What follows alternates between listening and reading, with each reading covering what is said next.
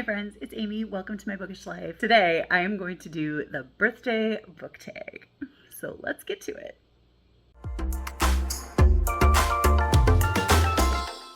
I apparently burned myself out editing around Catch-a-thon because after 14 straight videos during Catch-a-thon, I haven't posted anything since. I've recorded stuff. I have, and you'll see it eventually, but yeah, I don't know. Anyway, I was watching Michelle Lynn Reed's, who is a very dear, wonderful person, and her birthday was on September 2nd, and she just posted the birthday book tag, and I want to do that as well. So, but some of these questions are kind of hard, and I did not pick out any books beforehand, so let's see how this goes. I don't know how well it's going to go. There are 7 questions, and they all have to do with parts of like a birthday party. Number 1 is Birthday Cake, a book with a plot that seems cliche, but you adore it anyway. Because, you know, birthday cake, kind of cliche, but we all love birthday cake, maybe? Okay, let me look at my Goodreads. Okay. Honestly, a thriller comes to mind. When it comes to cliches, I feel like thrillers are full of cliches, and not necessarily in a bad way. It just really is something that you kind of see over and over and over again. Romance also comes to mind, so let's be real. I'm not hating on thrillers here. So okay, I'm totally going in a different direction with this. I am going to go with A Fire Sparkling by Julianne McLean, and I loved this book. Like, it was 4.5 or 5 stars. I don't remember which, but we had a very cliched opening where there's a picture found and it gets the ball rolling and a story told, and it becomes historical fiction to World War II. So I would definitely consider that to be kind of a cliched.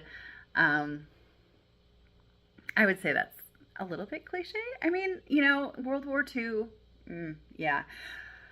But I loved it, and there was so many like things that were going on that you very much find in historical fiction all the time. But I loved it. I loved it so much. I loved everything about it, and I really did like how it jumped back and forth between the two timelines. I love dual timelines. Another, you know, kind of cliched thing that absolutely works for me 100% of the time. But I mean, it definitely is like, it's a newer World War II book, and how many more World War II books are out there in the universe just waiting to be written? Honestly, there's probably a lot, but so many World War II books already exist. So yeah. Okay. My most anticipated release. I don't even know what's coming up. What book releases coming soon? The thing is, a lot of the books that I know are coming are like continuations of series that I am not like into at all.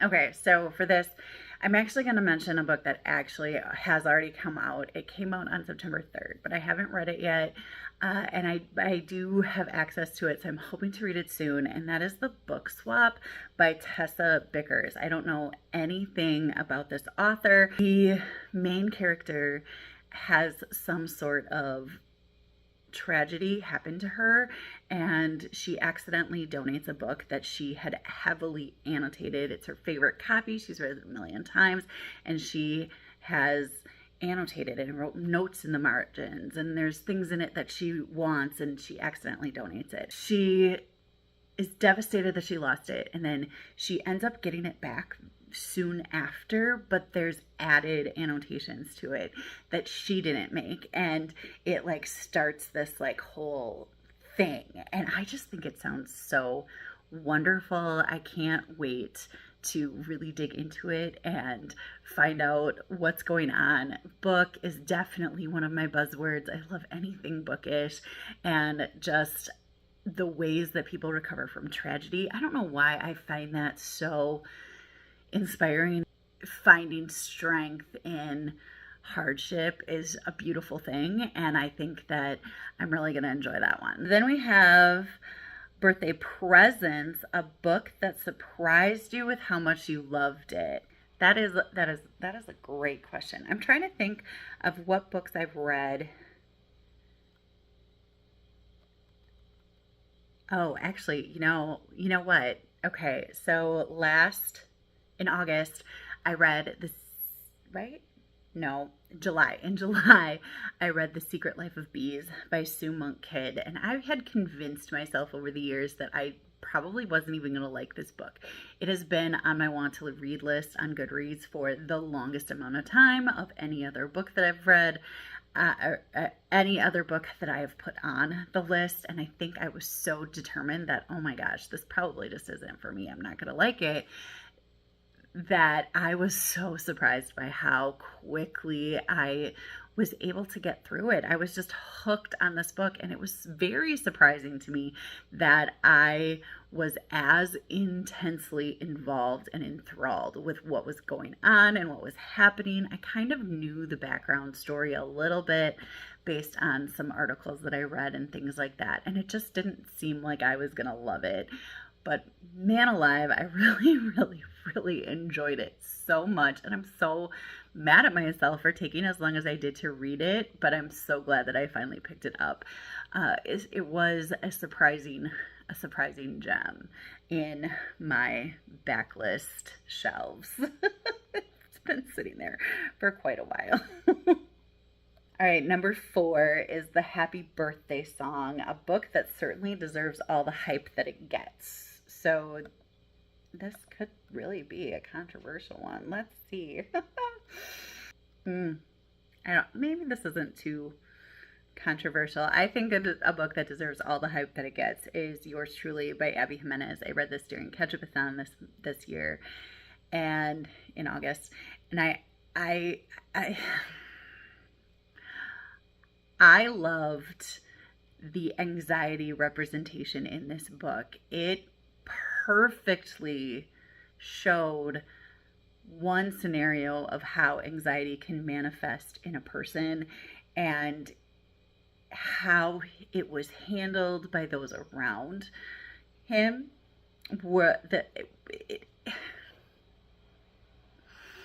It was just beautiful. It was beautifully written, and I loved everything about it. I should probably read some more Abby Jimenez, because if all of her books are so wonderfully written with such insightful perspectives, she's definitely an author I need to pick up the backlist for. So can't wait to continue my reading journey of Abby Jimenez books. And then question number 5 is Happy Music, a book with some very beautiful and truly memorable quotes.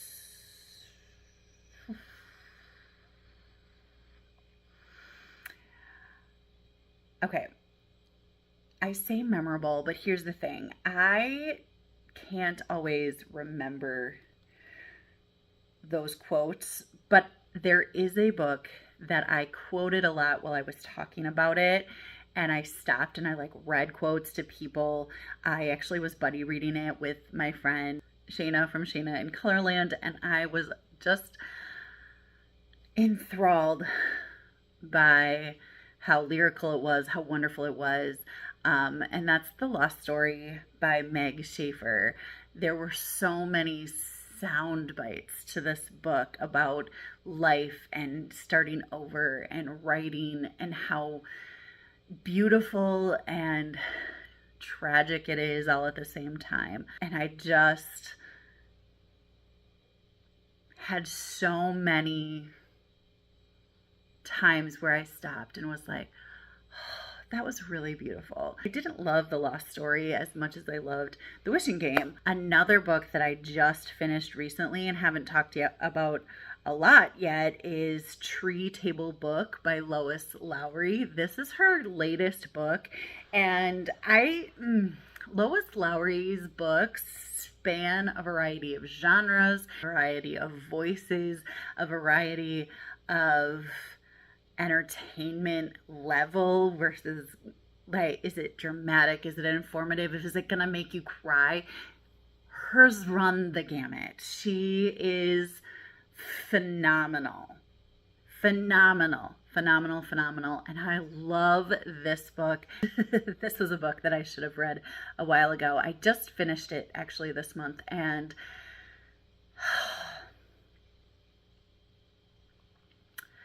the whole process is a young girl who's best friends with a woman who is in her 90s, and the woman is dealing with dementia and Alzheimer's symptoms, and the young girl, Sophia, doesn't want to acknowledge that that might actually be a problem that needs to be dealt with.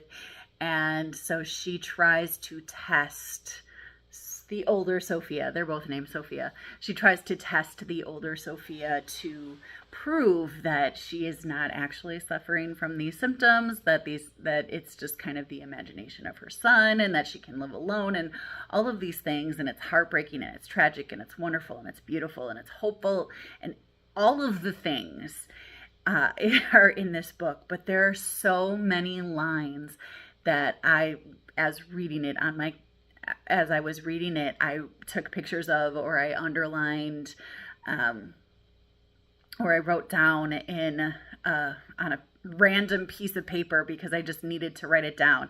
There was actually an excerpt that was about 3 pages long that I was like, I need a copy of this book that I have in my classroom that I am going to read aloud to my students when they're writing stories, because it perfectly encompasses the process of writing a story in terms of how simple but also difficult it is to be a writer. And it's very gorgeously written and so beautifully done.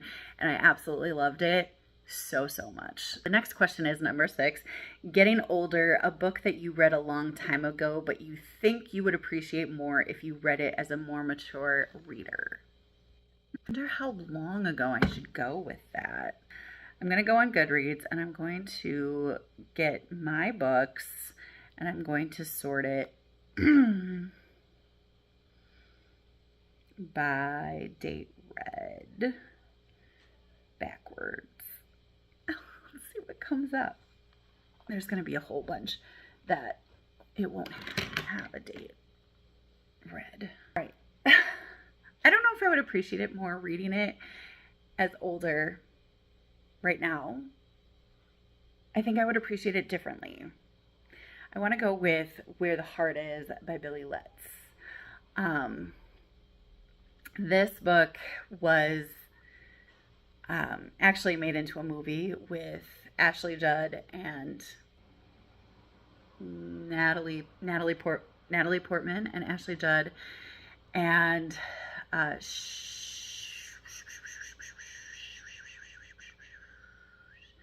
Stockard Channing, Rizzo from Grease. And I think when I read it the first time, I loved it. Like, I loved it immensely. And I would have been about the age of Natalie Portman's character when I read it. I think now I would be between Ashley Judd and Rizzo from Grease's character. And I think that it would it would affect me in different ways. And I think I would appreciate it in different ways than when I read it before. So I really think that I need to reread that. I've been wanting to reread it. I have a copy of it, and anytime I need to like gift a favorite book to somebody, I always look for that one because it's just beautiful.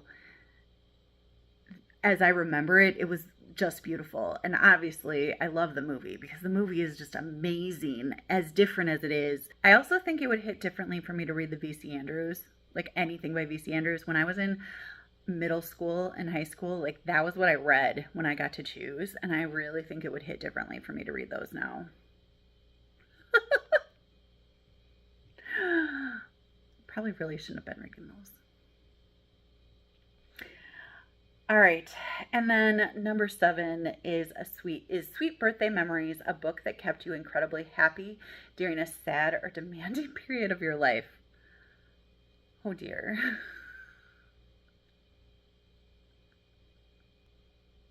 I think when I'm kind of sad, the books that I gravitate toward are cozy mysteries.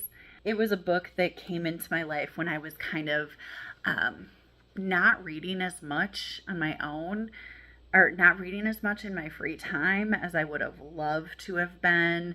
And it really got me back into the reading spirit and the reading habit, if you will. And that was Undercover in High Heels by Gemma Halliday. It is a cozy mystery. It is about Maddie, who is a shoe designer. And her best friend works on a movie set. I think it's a movie. Nope, it's a TV show, like a Desperate Housewives type of TV show. And and a death happens on the set, and chaos ensues.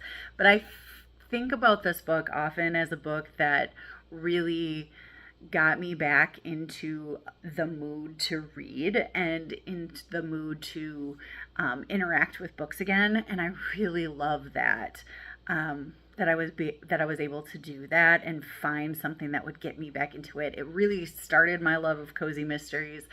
From there, I actually started following Gemma Halliday. I read so many of her books. When she opened her boutique publishing company, I got on the list to be an ARC reader, and I have read so many wonderful cozy mysteries that stem from just reading that one book, which is actually the 3rd book in the series.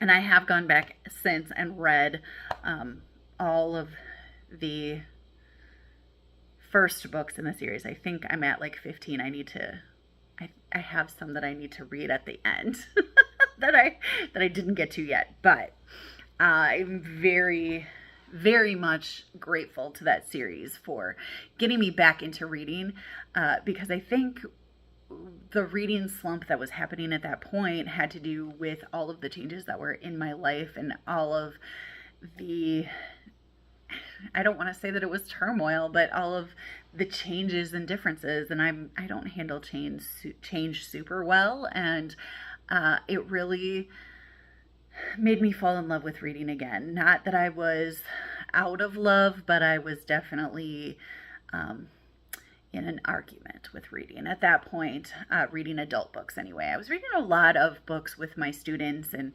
talking about books with my students and loving books with my students, but I wasn't reading just for me, and that really turned things around for that. So I really, really, really loved that. I think that's it. I think that's all the questions. Yeah, that's it. So let me know what you think of any of these books down in the comments. I love to hear from you down there. Commenting, liking, and subscribing really help my channel grow, and I so appreciate you for doing that. I hope you're finding something wonderful to read, and until next time, happy reading. Bye.